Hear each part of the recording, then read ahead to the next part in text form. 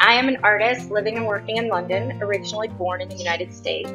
I work in 2D visual art, and my work is a hybrid between tech and traditional mediums. So I'm either pushing pixels and or pigments to express and explore the ideas that I find most important to me. On my website, my tagline is that I am exploring humanity in an increasingly connected/disconnected world. Cuba really interested me because it's very disconnected. It has been for a while, at least being an American. It was very much inaccessible to me. I grew up with certain narratives. I understand that those narratives are changing right now. And I was keen to see the transitional period here and understand the people and the drivers of change and how we are similar despite being in such different circumstances. I did my application to ROOSTERGNN saying that I was really interested. My work is primarily about opposites, old versus new, tech versus tradition. I love understanding change, and I love understanding where the commonalities are amongst humans that are in very different situations. Cuba is undergoing a lot of change at the moment, and I was really keen to see Cuba, understand where it's coming from and where it's going to, before it became something that looks like everything else we see around the world. So I was very excited when I got accepted to the residency for the opportunity to meet the people and understand Cuba. So an artist residency is a unique opportunity for artists to take some time out and be inspired by new environments, explore new ideas, explore new mediums maybe, and try to meet other artists in sort of working in different environments and different worlds to share and to leverage off of what everybody's doing globally.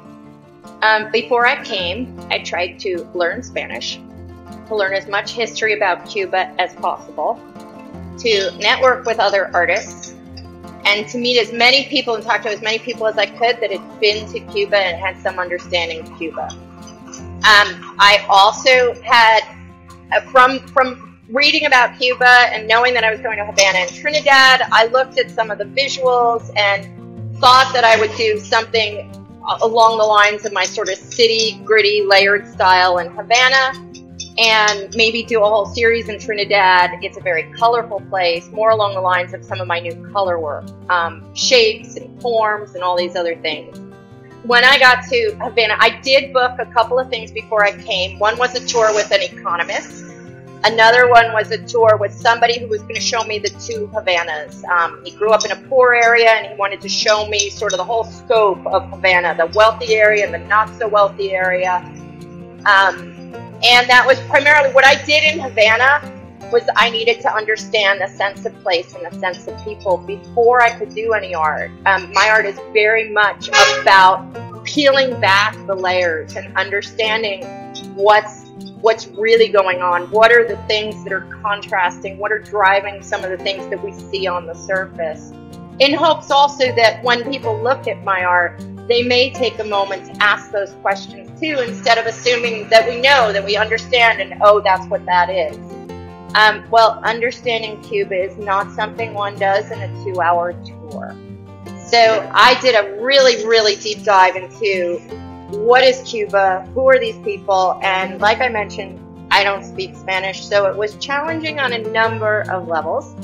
But I did sort of get a real visceral feel for what was going on here and a lot of the challenges that the people are up against. And they're an incredibly resilient, romantic, hardworking, wonderful group of people. They're very generous, they've got warm hearts. My thought when I came here was that I was going to use my iPad and do a lot of live drawing on the street and try and capture the sort of the moments in Cuba. One of the things I've done here in Trinidad is use my pastels to get a sense of the color. How do I get the heat to come through? How do I get the forms that I'm seeing? How do I get a sense of the peace and the calm? And yet, some of the challenges in this environment. Here's another one that I did this morning. Yesterday, I wanted to get a sense of the nature, so I went on a big nature hike out through the sugar canes, tobacco fields. Just happened to be the hottest day we had on the entire trip. It was a 7K hike, and we reached these incredible waterfalls. And I did a piece on that this morning. I also really haven't had that much time to draw because I've been spending so much time taking photos and trying to get as many visuals as I can as I learn about the culture. It became apparent that the visuals in Trinidad are incredibly different than those in Havana. Havana is a big, pretty, busy, people-packed city. This place is kind of like ROOSTERGNN. It's beautifully painted. The visuals are beautiful. It's generally cleaner. It's generally more calm. We spent the whole week in Havana last week understanding the currency systems and some of the frustrations of the Cuban people. I understood that behind these very colorful, beautiful facades, these people are still facing very, very similar challenges.